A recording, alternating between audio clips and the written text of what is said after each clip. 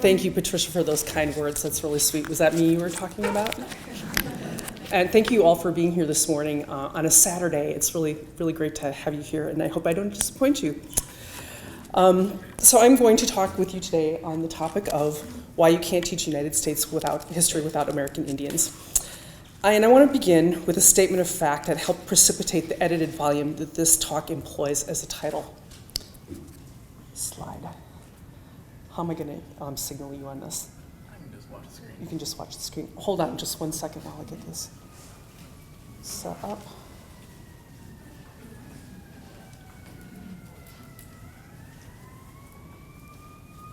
Well, this is not working. I'm just going to work with you on this. This slide. Here's the cover of the book that I co-edited with 4 other people that you can see with the title, Why You Can't Teach United States History Without American Indians, published this past year by the University of North Carolina Press.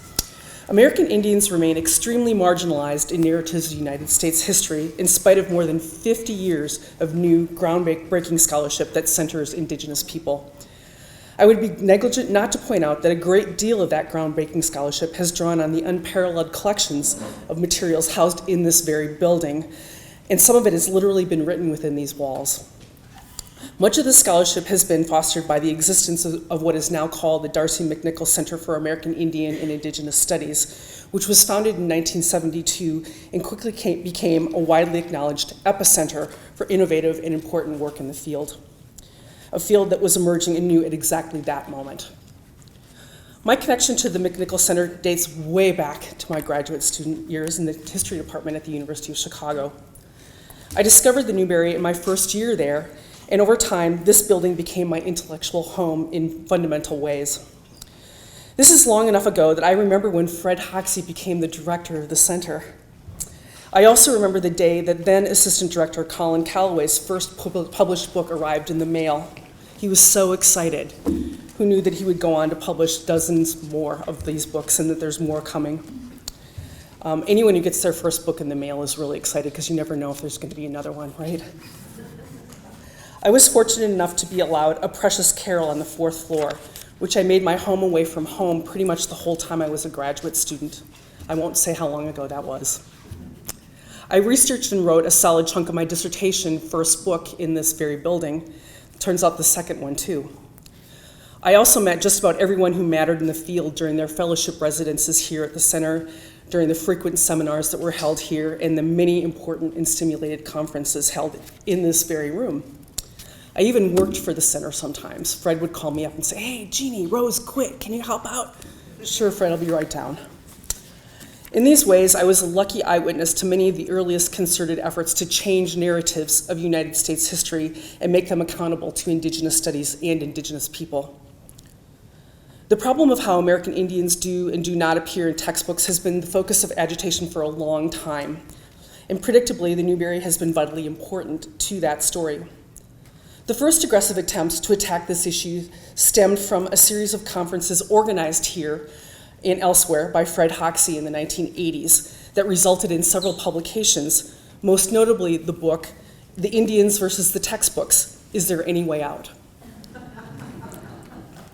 In another stroke of luck, I was here during the time those were held, and I even got to travel to the UCLA gathering during the year I enjoyed an NEH fellowship here at the center. If the passage of time is any basis for judgment, and as an historian, I have to say, I hope it better be, then the answer to the question, is there any way out, posed in these collective efforts, is a resounding and depressing no. In spite of calling attention to the problem of Indians and textbooks to the profession, very little has changed in the roughly 30 years since these laudable efforts to provoke change occurred. Hence the impetus behind the volume I'm here to discuss. My colleague Susan Sleeper-Smith, who teaches at Michigan State University, queried myself and others about the possibility of convening a conference returning to these vital questions with an eye towards a new volume, and she raised the money to make that conference happen. We were graciously and generously hosted by the Newberry. She proposed we titled the call for proposals, Why You Can't Teach United States History Without American Indians. And the group who became the co-editors vetted more than 80 proposals for pre-circulated papers for a conference in this very building. Note, we were surprised at the robust response for a call that required everyone who accepted to actually send their papers to all the presenters in advance of the conference. That's quite a commitment. For me, this is great evidence about just how committed to teaching our colleagues are. Most professors I know love to sit around and talk about teaching. We also love to sit around and complain about grading.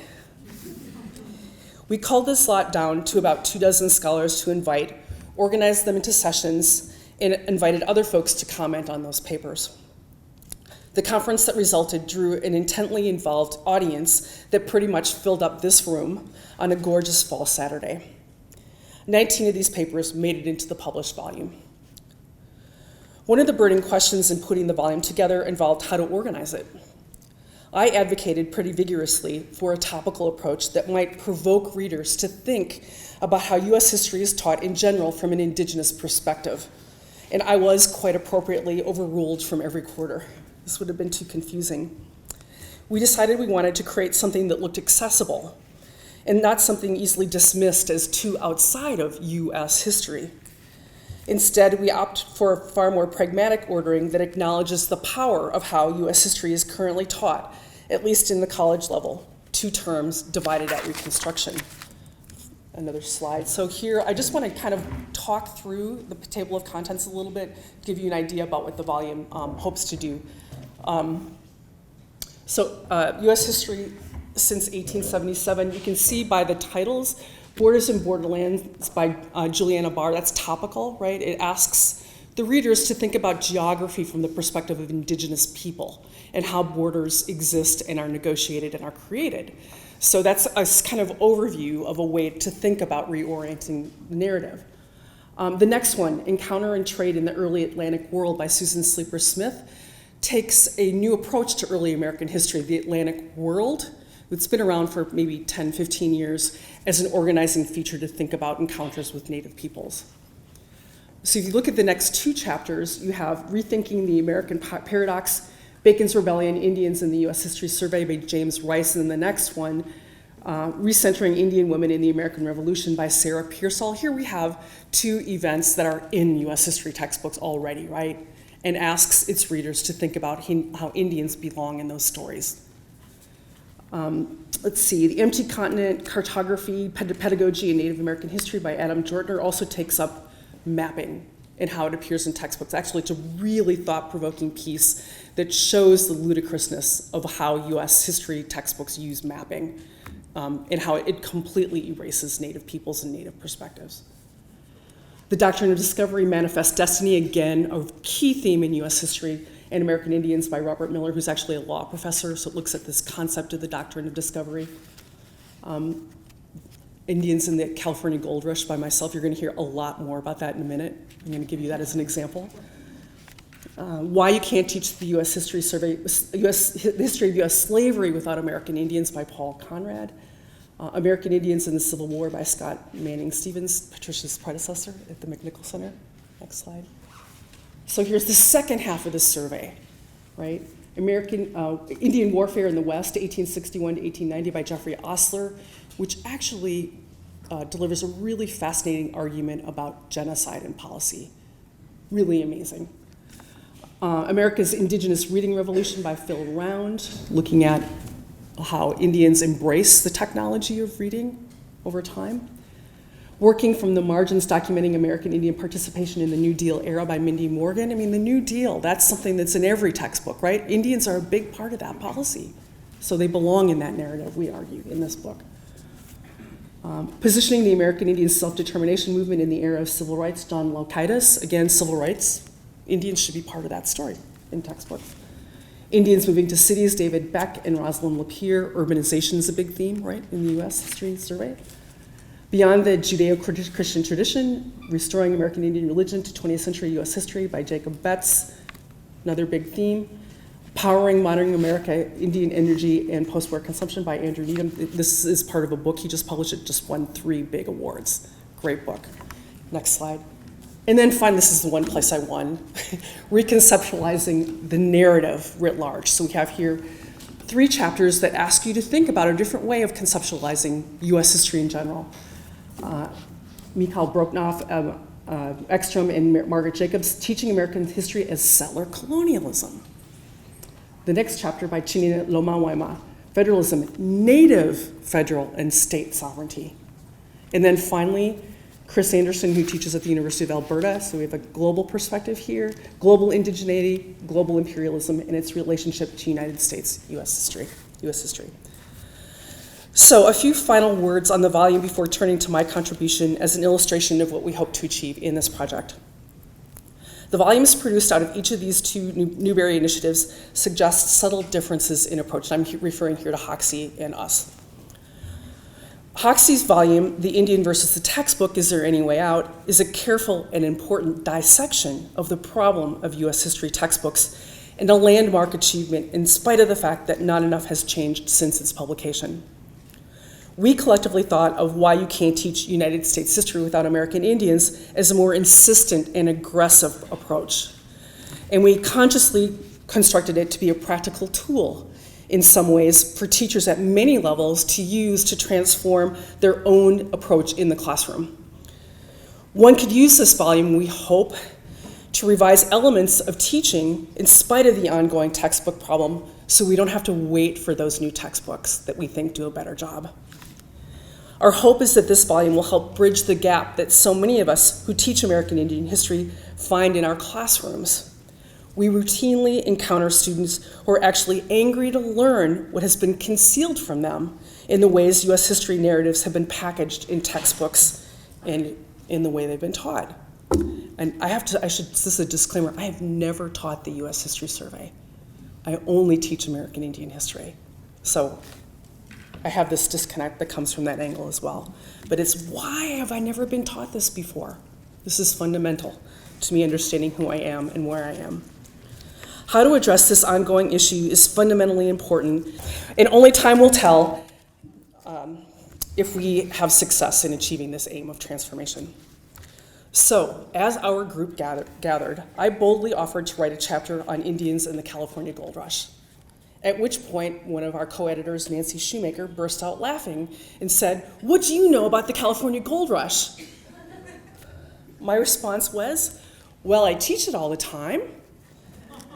And since this is intended to be a teaching book, this is partly by way of offering a caveat. I'm not an expert on the California Gold Rush. This is not my area of research expertise. But we as teachers are charged with learning about and teaching things that we're not experts on all the time. That's what learning is, right? So that's my disclaimer. I offer the balance of this talk as an illustration of our volume and how it seeks to offer incentives for change. So, next slide. Indians and the California Gold Rush. The California Gold Rush is stock in trade of US history textbooks, and no wonder. It is a story packed with drama. It is also a story that fits into any number of common framing devices or narrative themes that authors of survey texts need to identify in order to sift through the vast available material and find coherence when they teach, when they write. It is easily leashed to the ongoing sectional struggle over slavery and abolition, to manifest destiny, westward expansion, the Mexican War, the global turn, immigration history, multiculturalism, labor history, the history of business and capitalism, environmental history, and more. How do Indians, or more broadly Indigenous people, fit into these themes as it's narrated? If the textbooks are to be taken as proof, then it turns out not very well. And in the case of California, almost not at all. I'd like to note that this need not be the case for any of these themes or narrative strategies. Indians are never a framing device in any US history textbook, despite the many efforts historians have made over the years, in the past several decades, to incorporate Indians into their narratives, and perhaps they never can be, given the inherently nationalistic projects in which textbooks partake. I'd like to call the question about this problem. The result is the continuing and virtually complete marginalization of Indian people in US history, manifested in the textbook problem, in spite of utter impossibility of the making of the United States without Indians. California Indian history has been the subject of a vast literature, including a great many monographs that have taken up the history, culture, and demography of California Indians in the pre-Hispanic, Mission, and Mexican periods to the present. As Albert Hurtado lays out in the introduction to his book, Indian Survival on the California Frontier, published in 1988, much of the literature on California Indians has been focused on what he calls the grisly statistics of population decline that followed the incursions of the Spanish, building on the important work of demographer Sherburne F. Cook, as well as the enormous literature on the intricate histories of Indigenous California, on their cultures, languages, missions, labor, Indian policy, and non-Indian representations of California Indians, and much more, many researched and or written in this very building. Hurtado's book is carefully situated in this much larger historiography, and it provides a way of thinking about how this large body of scholarly literature on Indians has, and dramatically has not, influenced the presence of this complex story in the teaching of United States history. His signal contribution, in addition to synthesizing much of this important work on Indigenous California, is to point out in no uncertain terms the ways in which California Indians survived this history in spite of what seemed like insurmountable odds. This is a major achievement. The history of the invasion of California could easily lend itself to the conclusion that Indians there had become extinct. And unfortunately, many people have drawn this conclusion. The textbooks easily support that sort of conclusion. Hurtado brings the story together in such a way that it ought to be able to influence the larger narrative about California Indians. And influence it has. Rewritten it, it has dramatically not. How might Hurtado and the larger scholarly literature on which he builds provide a narrative of the California gold rush that places Indians at the center? Let's start by looking at how he narrates the triggering event. Here it is. Development of the central district of the mines began when Indian and white workers discovered gold while building Sutter's sawmill in Coloma, Nisinan, e.g. native country, direct quote. So here we have Indians at the center of this event, right? He proceeds to narrate the complex legal and political negotiations Sutter and his partner James Marshall entered into with Indians to lease Nisinan property, including the right to cut timber and build a sawmill. Meanwhile, gold was discovered. The governor refused to approve that lease, and the gold rush began. Sutter's move at this point was to try to exploit Indian labor to capitalize on the gold. But Indians drifted away, catching gold fever themselves, and Sutter foundered as a result. Catastrophe follows for Indians, but not extinction. His narrative of the typical jumping off point of the California gold rush comes not quite halfway into his book. His is an intricate story that entails deep plot development. It builds on the long history of Spanish colonialism that partially remade Indigenous California, beginning with the incursion of the Spanish Presidio mission system that clung to the coastline between roughly San Diego in the south and San Francisco to the north, named for their Spanish mission origins, right? But that had minimal effect on the thousands of square miles north of South San Francisco and east of the Presidio mission system that remained firmly in the control of the estimated 300,000 Indians just prior to Mexican independence in 1821 that redirected the history of Alta California. This narrative takes seriously the intricate cultural, social, political, and economic world of Indigenous California by invoking that world as painstakingly reconstructed by anthropologists, demographers, historians, and other scholars. Most immediately, in terms of providing the larger cultural, environmental, and geopolitical context of Sutter's Mill, Hurtado reconstructs what he calls California's international frontier between 1819 and 1846 that explains what John Sutter was doing in the American and Feather River regions of north central California in the first place. Sutter, a German-born Swiss adventurer, received permission from California Governor Juan Alvarado for permission to build a colony there in 1838, during a time of turbulence following Mexican independence in 1821, when the governor sought to stem political unrest and halt Indian raiding.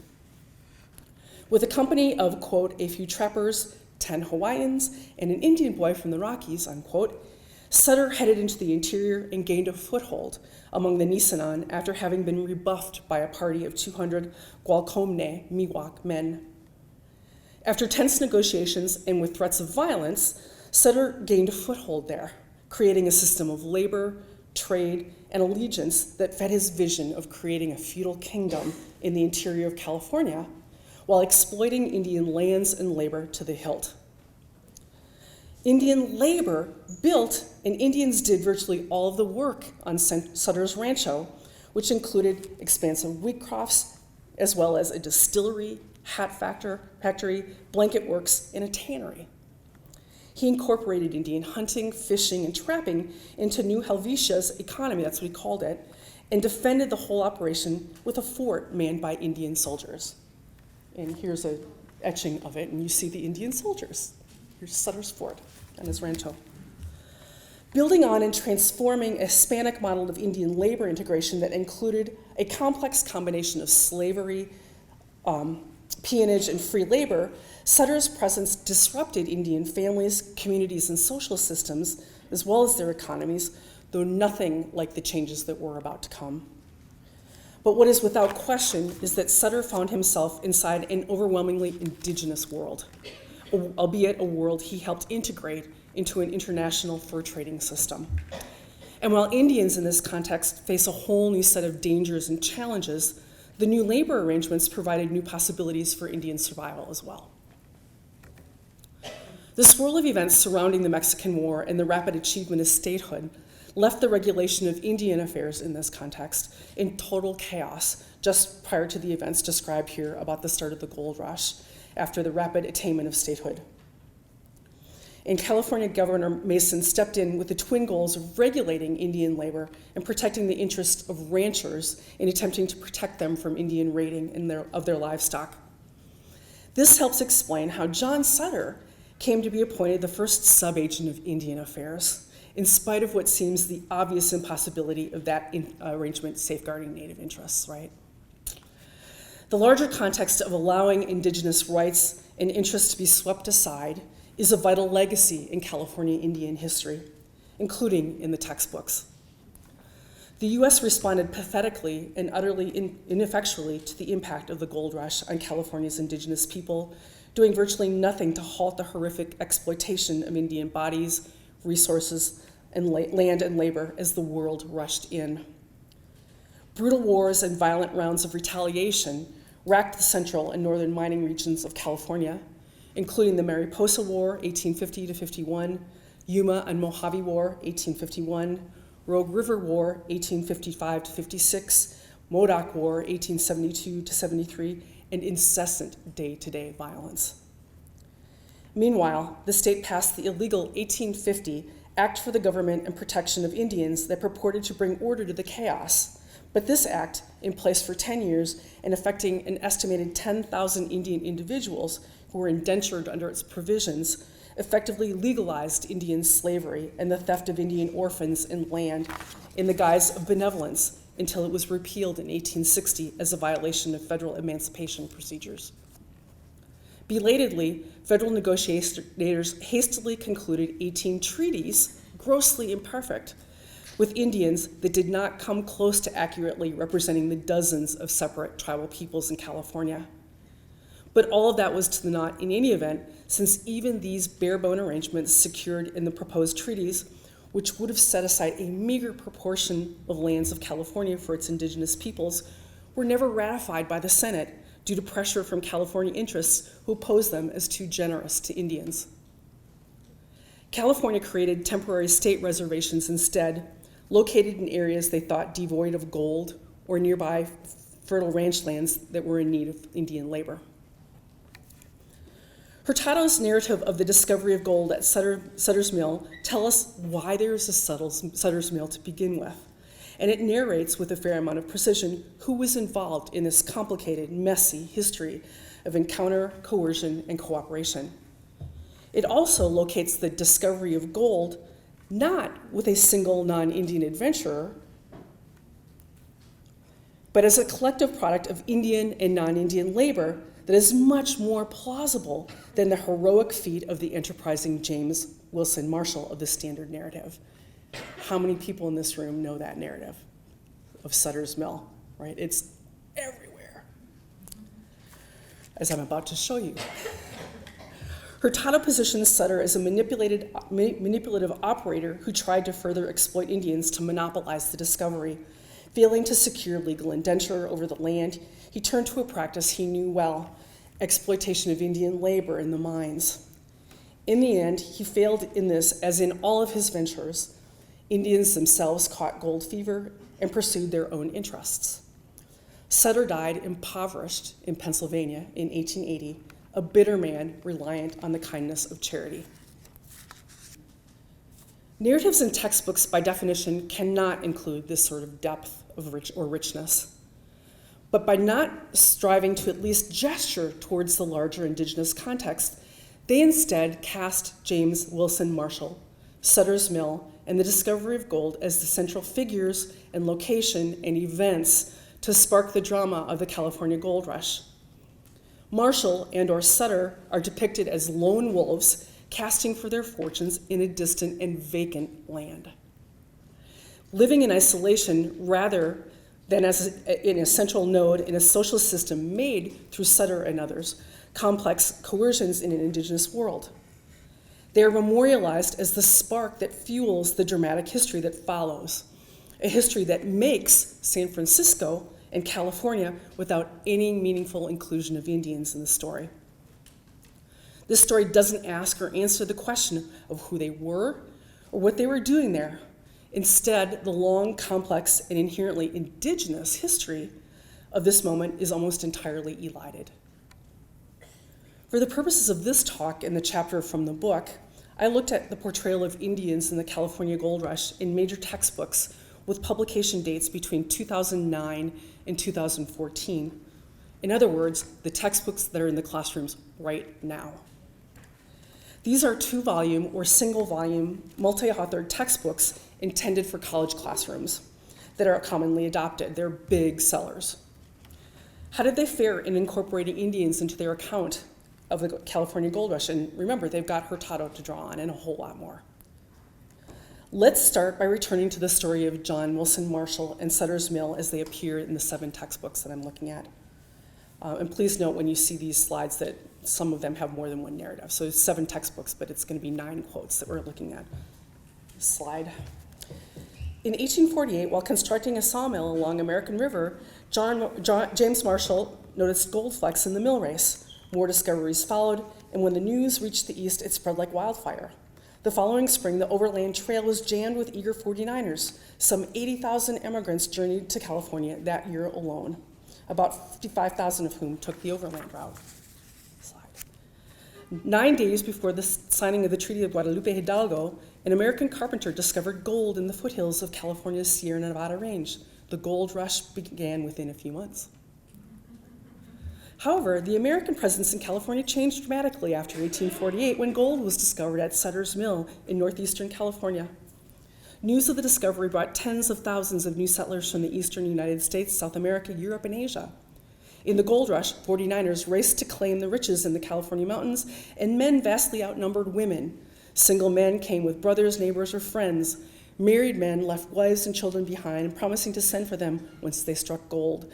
Some 80,000 arrived in 1849 alone. Another consequence of Mexican defeat was that gold poured into American, not Mexican, pockets. In January 1848, just weeks before the formal transfer of territory, James Marshall discovered gold in the American River in the foothills of the Sierra Nevada. Marshall's discovery set off the California gold rush, one of the wildest mining stampedes in world's history. Between 1849 and 1852, more than 250,000 49ers, as the would-be miners were known, descended on the Golden State. In less than 2 years, Marshall's discovery transformed California from foreign territory to statehood. Links to the world, gold in California. When James Marshall discovered gold in Sutter's Mill, California in January 1848, word spread quickly worldwide. Within a year, tens of thousands of adventurers from other countries rushed to California, making it one of the most cosmopolitan places in North America. In January 1848, John and Wilson Marshall discovered gold in a shallow tributary in the American River near present-day Sacramento, California. During the next year, tens of thousands of 49ers rushed to California where they practiced placer mining, panning, and dredging for gold in the hopes of instant riches. Next.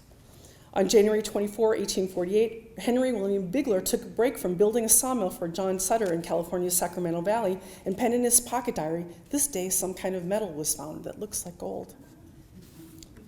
Next. Gold. News of the discovery at Sutter's Mill spread like wildfire. Everything's a wildfire, right?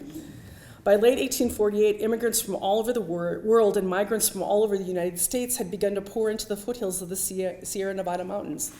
Dubbed the 49ers, they had journeyed westward across the mountains from the tenements of New York City and the great plantations of Mississippi, north from Mexico, and over the oceans from Western Europe, China, and South America.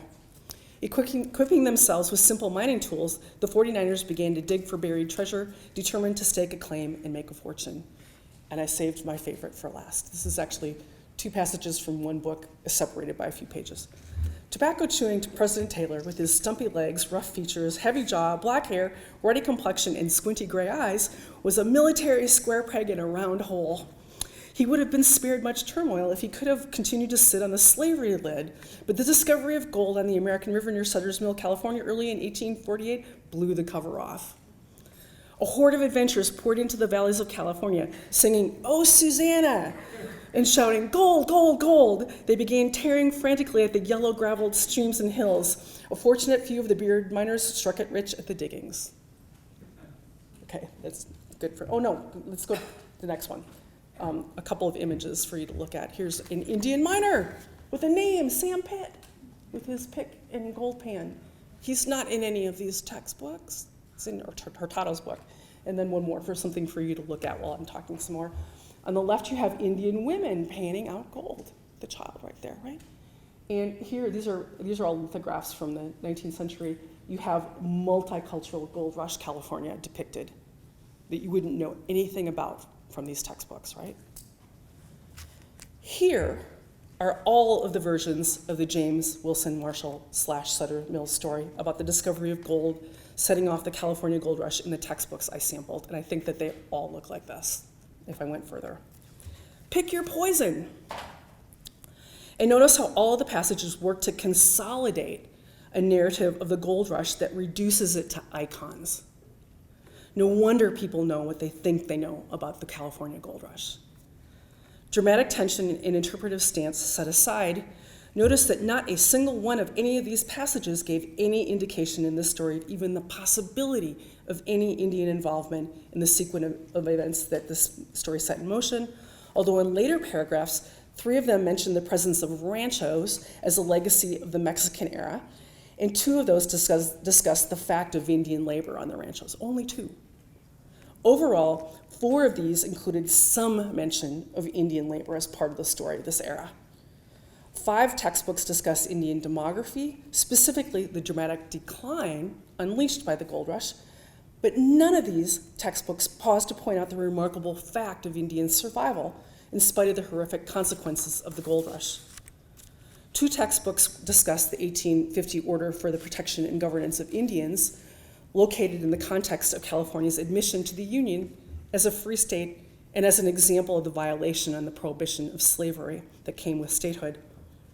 2 textbooks included mention of Indians as part of the polyglot population produced by the gold rush, and an additional 2 point to the presence of Kanaka Maoli, or Native Hawaiians. Other points of inclusion are Indians pushed out of the gold fields, 1, Indian tensions with other people, 1, and violations of Indian women, 2. Some of these textbooks include trace elements of familiarity with the larger story Hurtado's book so powerfully presents. There is the acknowledgement that, quote, white prospectors loathed the thought of competing with free blacks and slaves and wanted to drive all the blacks, along with California's Indians, out of the gold fields, unquote. One textbook notes, quote, Indian and Mexican women were especially vulnerable to sexual harassment and rape, while Chinese women were imported specifically to provide sexual services for male miners, unquote. Another points out, quote, miners ruthlessly exterminated the Indians in the area, sometimes hunting them for sport, unquote. On pre-Gold Rush California, one states it was inhabited mostly by Indians, with a small number of Mexican rancheros who'd raised cattle and sheep on enormous land holdings worked by coerced Indians. With the arrival of the 49ers came the great California agricultural boom. Unlike the family farms of the Midwest and Oregon, California's large wheat farming relied largely on bonded Indian laborers, unquote. As previously noted, Tu pointed out the astounding 1850 Act for the Government and Protection of Indians, and I'm going to have a kind of lengthy quote here on this, that essentially legalized the enslavement of Indians. The practice of using enslaved Indians in the California mines between 1849 and 1851 ended only when newly arrived miners brutally attacked Indian workers, believing they degraded white labor and gave an unfair advantage to established miners. Those slaves who survived the violence became field workers and house servants. Between 1821 and 1860, the Indian population of California fell from 200,000 to 30,000 as Indians died from disease, starvation, and violence. Because masters separated male and female workers, Indians failed to reproduce in large numbers, unquote. The other pointed out the misleading nature of the legislation's title and outlined its provisions for, quote, indenture or apprenticeship of Indian children to whites for indeterminate periods of time, unquote, that allowed, quote, for the hiring out to the highest bidder of adults deemed guilty of vagrancy, unquote, and made a connection to the state's 1852 fugitive slave law. This is the collective story of Indians in the California Gold Rush these present-day commercial textbooks present. I want to explore two more themes in less detail commercial college textbooks present. I want to explore the problem of demography and the erasure of California Indians. Just want to make sure people have time to ask questions, so we'll make it quick. If we can't, Dean? Let me go to the end then. That'd be great. I know people want to ask some questions. How is it possible that there is no place in the narrative of California, the California Gold Rush, for these fundamental facts? These constructions of California in the wake of the gold rush are to be sure stories of possession, but they're only so by virtually completely casting aside Indigenous California. They are virgin land stories of the worst sort, and they grossly distort California history, period. I want to conclude by touching back explicitly to the theme of the Newberry Library Symposium that was the occasion for writing the first version of this paper, why you can't teach U.S. history with American Indians, without American Indians. The fundamental truth is, of course you can teach U.S. history without American Indians. It happens all the time. That is the primary mode of instruction for U.S. history at every level of our educational system. And that, for many of us at least, is the problem. The more accurate claim is that you shouldn't teach U.S. history without American Indians, at least if you want to truly get to the bottom of the U.S. as a settler colonial nation, and even more fundamentally, if you want to get the story right. That version and these textbooks fail to tell the history of Indian homelands, of Indian dispossession, of the unratified treaties, of the subsequent history of a broken policy that still must acknowledge and grapple with the ongoing existence of California tribal nations. They ignore the intricate claims process in the legal system that embroiled the United States and California Indians in the courts following the illegality of the U.S. invasion of California. They can't explain the subsequent and inadequate history of acknowledgement and re-recognition of California's tribal nations and their claims.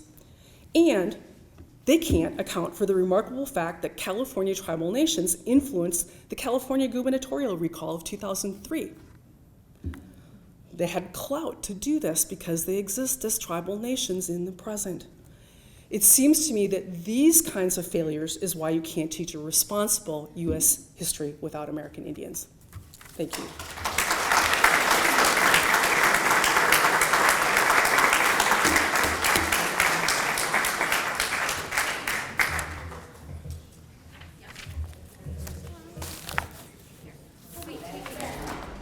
We'll be taking some questions.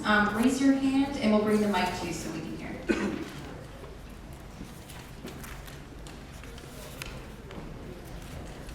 Howard Zinn's U.S. history book begins with Columbus's first stepping into the Western Hemisphere and immediately beginning what you just described, the exploitation of Native Americans. I'm just wondering if you could, if you have an opinion as to how well that particular book includes American Indians into the overall history. Whose book is it? I missed the first. Howard Zinn. Oh, His well, History on yeah, that. Howard Zinn does a terrific job of including many diverse groups in American history, right? I mean, his is the book that succeeds the most at it. I haven't looked at it to think about the California Gold Rush, though. But without question, his main aim in that book is to say, U.S. history is not just about white male leaders.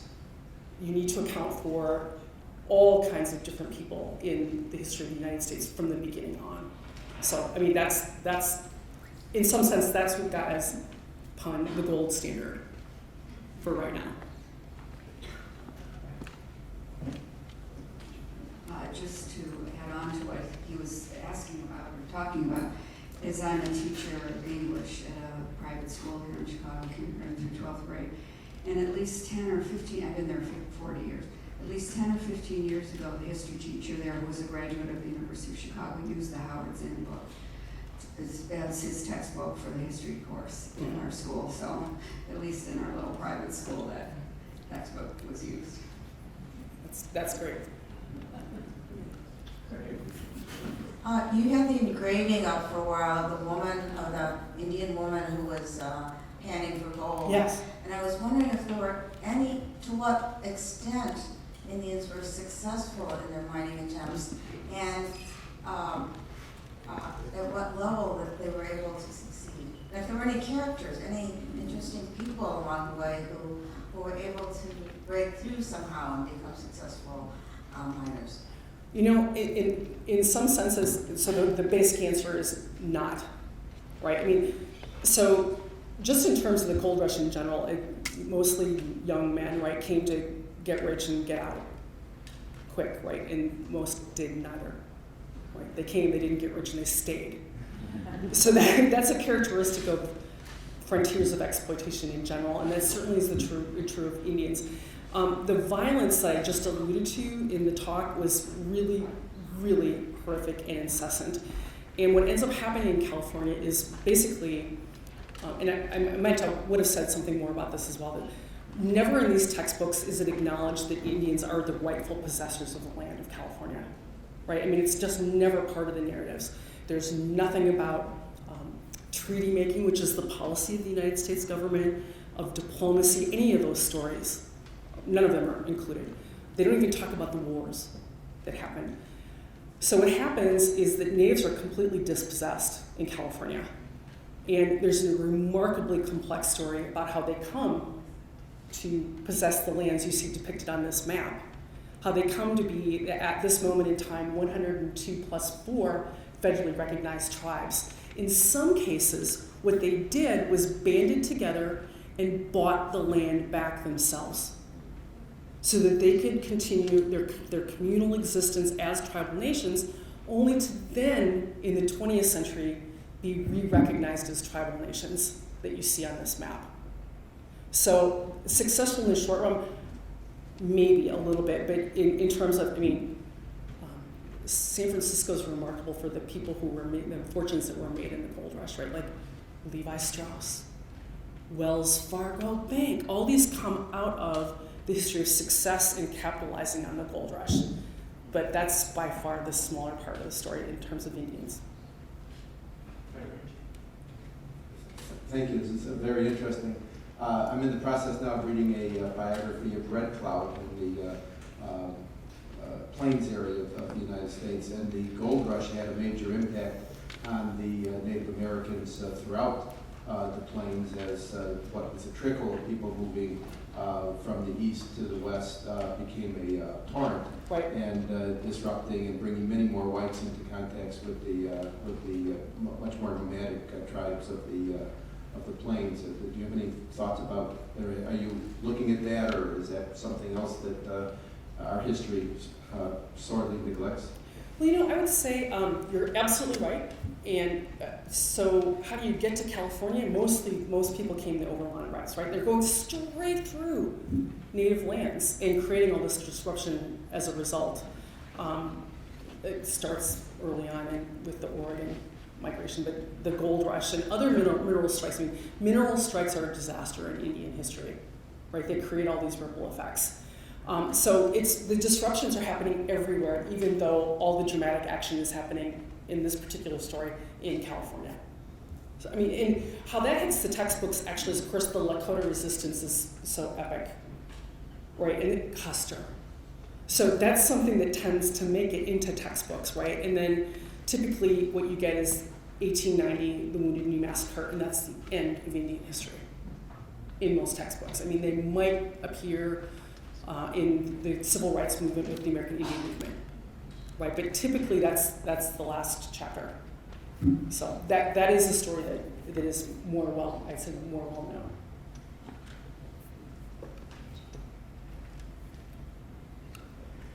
What influence do right-wing parents groups have on textbooks to the extent of it?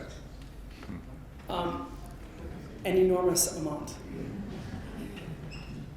I don't know a ton about this whole story, but did you know that the textbook industry is really driven by California and Texas?